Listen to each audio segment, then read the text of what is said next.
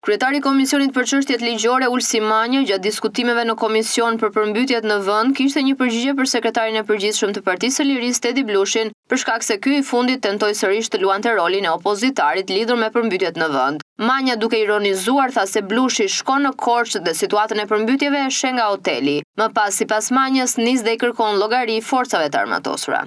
Sikur se dua ta falenderoj Ministrinë e Mbrojtjes dhe shfrytëzoj rastin që e kam ministrin këtu, edhe nëpërmjet tij forcat e armatosura të Republikës Shqipërisë për kontributin e jashtëzakonshëm në menaxhimin e situatës përmbytjeve, por edhe të zjarreve vitin tjetër.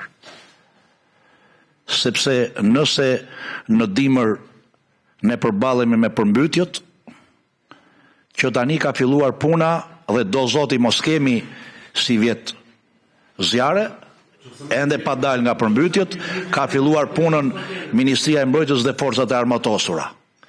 Sepse ndryshe nga zoti Blushi që kur shkon në Korçë e shef nga hoteli situatën e përmbytjeve dhe i kërkon llogari forcave të armatosura, djemve dhe vajzave, burrave dhe grave Shqipërisë që në atë situatë përmbytjesh jo vetëm forcat e armatosura, po kushdo që ka mundësin të ishte solidar në ato ditë, duhet bënte detyrën, por fatkeqësisht ne kemi një opozit që solidaritetin e bën me një grush njerëzish në bulevard, në darkë, që quhet foltore protest, dhe solidaritetin e bëjnë mbledhje komisioni kur ka dalë dilli.